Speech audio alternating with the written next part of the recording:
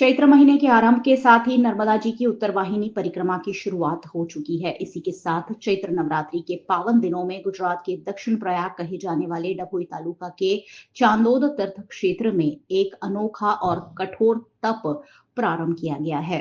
अमरेली जिले के बरवाला की साध्वी दुर्गागिरी गुरुश्री विश्वम्भरी गिरी जी ने अन्न जल का त्याग कर 45 दिनों की कठोर साधना का संकल्प लिया है। वे नर्मदा के जल में बैठकर दिन रात इस तपस्या में लीन रह रही हैं।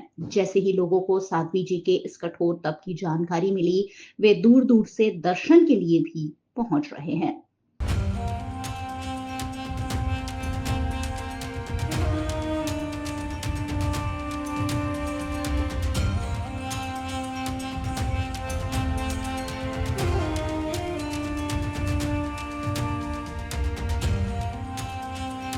માતાજી અમરેલી જિલ્લાના વડિયા તાલુકાના બરવાળા ગામના છે. માતાજીનું નામ દુર્ગા માતાજી છે અને ગુરુનું નામ વિશ્વંભરગીરી બાપુ છે.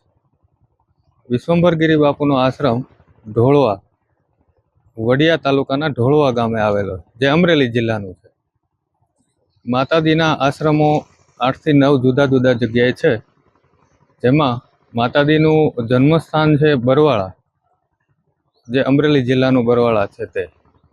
ત્યાં પોતાનો આશ્રમ પણ છે અને માતાજીએ આવી રીતના અનુષ્ઠાન ત્યાં બરવાળામાં કર્યા છે. માતાજીના 8 થી 9 જુદા જુદા આશ્રમો છે ને બરવાળાનું જે અનુષ્ઠાન છે માતાજીનું, જે શિવરાત્રિથી શિવરાત્રિ એવા 6 થી 7 અનુષ્ઠાન આખા વર્ષના છે. હાલ અત્યારે અમે અહીંયા નર્મદાજીના દર્શન માટે નીકળ્યા હતા. એમાં ખાસ અમે અહીંયા સાણોદમાં ચક્રપાણી ઘાટ ઉપર અમે જ્યારે દર્શન માટે આવ્યા નર્મદાજીના, માતાજીને પ્રેરણા થઈ કે મારે અહીંયા અનુષ્ઠાન કરવું છે. એટલે માતાજીએ આ જગ્યા પસંદ કરી અને નર્મદાજીએ આવકાર આપ્યો. એટલે આજે લગભગ 6થો દિવસ છે. માતાજી 45 દિવસ અન્ન પાણી લીધા વગર અહીંયા અનુષ્ઠાન માટે બેઠા છે. નર્મદે હર જાણીતી અને પ્રસિદ્ધ ઉક્તિ છે કે રેવા તટે તપમ કુર્યાત મરણમ જાહ્નવી તટે. નર્મદાજીનો કિનારો એ તપ માટે ઉત્તમ છે અને કાશીમાં ગંગાજીના કિનારે મૃત્યુનું મહત્ત્વ છે.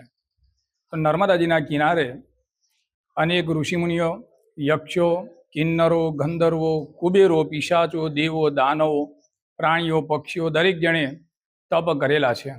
અને એટલા માટે નર્મદાજીના કિનારાની તશુભૂમિ એ તપોભૂમિ છે. આવી જ વાતોથી આકર્ષે અને અત્યારે અમરેલી જિલ્લાના વતની દુર્ગા મૈયાજી નર્મદાજીના કિનારે તપ અનુષ્ઠાન માટે પધાર્યા છે. નર્મદાજીના જળમાં પદ્માસન વાળી અને કેડસમા પાણીમાં બેસી અને 45 દિવસના અનુષ્ઠાનનો એમણે પ્રારંભ કર્યો છે. ભૂતકાળમાં પણ એમના વિશે એવું કહેવાય છે કે એમણે ઘણા બધા અનુષ્ઠાનો કર્યા છે. શિવજીની પણ ઉપાસના કરી છે, તાપમાં બેસીને પણ તપ કર્યું છે, ગુફામાં બેસીને પણ તપ કર્યું છે.